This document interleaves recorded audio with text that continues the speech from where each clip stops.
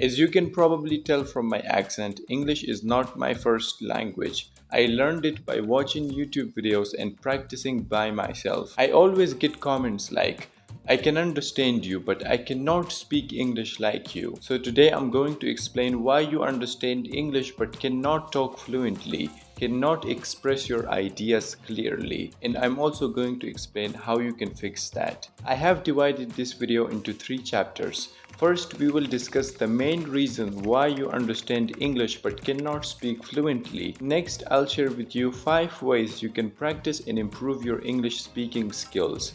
And finally, we will discuss the biggest problem that most people have that stops them from becoming fluent in English. So let's get started. The main reason why you understand English but cannot speak it fluently is because you focus on input-based learning. Basically, there are 2 types of learnings: input-based learning and output-based learning. Let's say you want to learn how to swim. There are 2 ways you can learn swimming. First, you can watch YouTube videos and read books about it. And second, you can just directly go to the swimming pool and dive into the water. If you drown, you hope maybe someone will save you. The first method is input-based learning because all you do is you consume knowledge about the thing you want to learn. And the second method is output-based learning because you learn by practice, you learn by taking action. So basically, input-based learning is learning through consumption, reading books, watching YouTube videos, listening to podcasts. And output-based learning is learning through creating, learning by taking action, by practicing. The main reason why you understand English but cannot speak it fluently is because all you do is watch some YouTube videos, read books, watch movies and cartoons. That is input-based learning, but you don't really do output-based learning. You don't really take the time out of your day to practice your speaking or to write something. I fell into this trap as well when I was in school. I wanted to become fluent in English, so I started taking some English classes.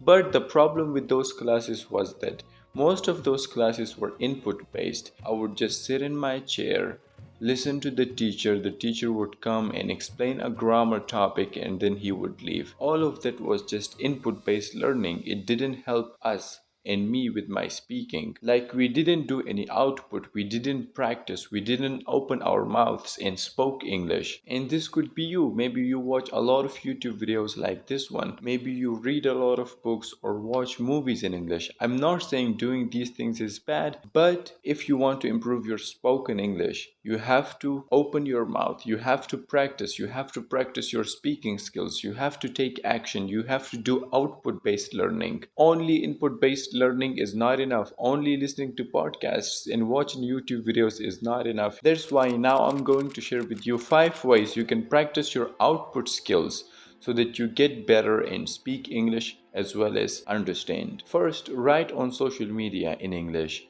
We all use social media a lot. Maybe you use Facebook, Instagram, or Reddit, whatever you use. I want you to write posts on those social media platforms in English. I did this a lot on Facebook. Whenever I post there, I only write in English. Like, I never write in my native language on Facebook. I've made it a habit and it helps me practice my output skills / writing skills more. Second, become a copywriter.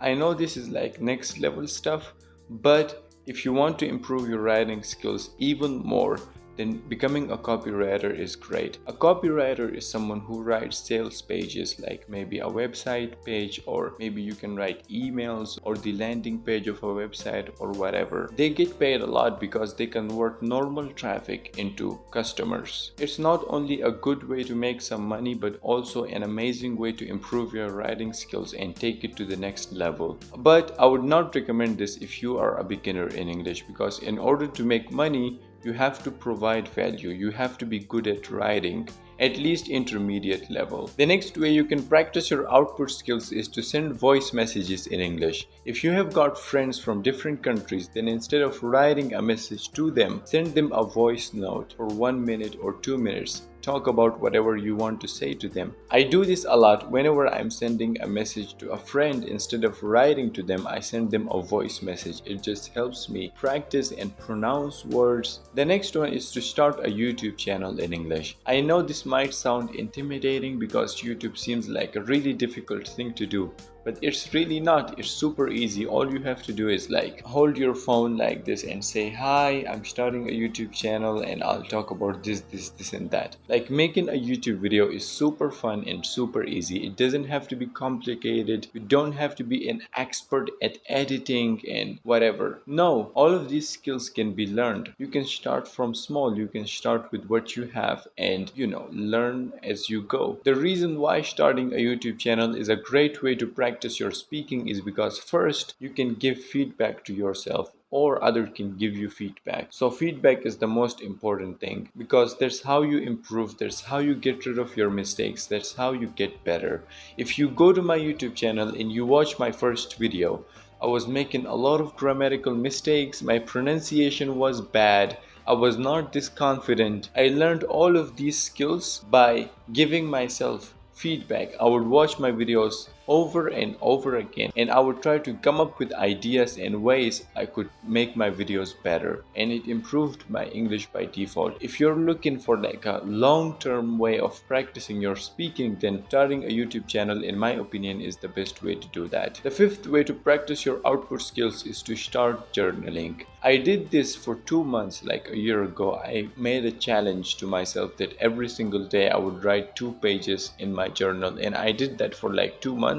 And I also made a video about it. I'll link it right here somewhere. Journaling is super amazing for like good mental health, and also it's a great way to practice your writing skills. All you have to do is write 1 page every single day, commit to it for the next 30 days, and you will see improvements in your writing. Okay, now let's talk about the biggest problem that most people have that stops them from becoming fluent in English. As we discussed before, not practicing your output skills is the main reason why you understand English but cannot speak it. But there is a big problem that a lot of people have that stops them from practicing their output skills. If you don't practice your output skills, you never improve and you never become fluent in English. So what's that problem? It's the lack of courage. A lot of English learners, when they're learning English, they have this lack of courage, or in other words, they have fear of mistakes. Whenever they try to have a conversation in English, they get nervous. They're afraid of making mistakes because they think other people will laugh at them. So in reality, they have fear of other people's opinions. When you're speaking English alone, when there is nobody who is listening to you, you speak English very fluently. You don't care about making mistakes, you're just having fun. That's because nobody's there. But when you try to speak English in front of somebody else, you have this fear of mistake. You fear other people's judgments. You think, what if I make a mistake and they laugh at me or they judge me? So how do we get rid of this problem? First, understand that people don't care. Like 95% of the times, the people don't care about your mistakes. They're not paying attention to your mistakes. In a conversation, all what the other person thinks about is the message you're trying to convey. They only care about the communication. They don't care about the mistakes at all. Second, I know I said people don't care, but there are going to be some people who will criticize you, who will just try to pull you down. It's the same with everything in life, not just learning English. It's the same with starting a YouTube channel, for example. A lot of people in the beginning told me, YouTube is a bad idea, you will never get to 1,000 subscribers. Now we are at 8,000. So I've already proven some of them wrong. You get criticized whenever you try to do something new, something different. So when you're learning English, when you're speaking English and your friend or whoever says that you're bad at English or your English will never improve, you will never become fluent, just don't listen to them. Third, mistakes are okay. When you speak English and you make mistakes a lot, even if you make a lot of mistakes, it's not the end of the world. Like, you're not gonna die. Maybe people will criticize, maybe people will not care. But regardless, you should not care about your mistakes. Of course, you should try to get better and try to make less mistakes and then no mistakes. But in the beginning, if you make mistakes, just consider your mistakes a part of your process. You're gonna make them, it's okay. okay. Like a child, when they're learning their native language and they make mistakes, they don't take it seriously, they just laugh about it. And we should try to do the same thing. And the final way to solve this problem of lack of courage is to take action.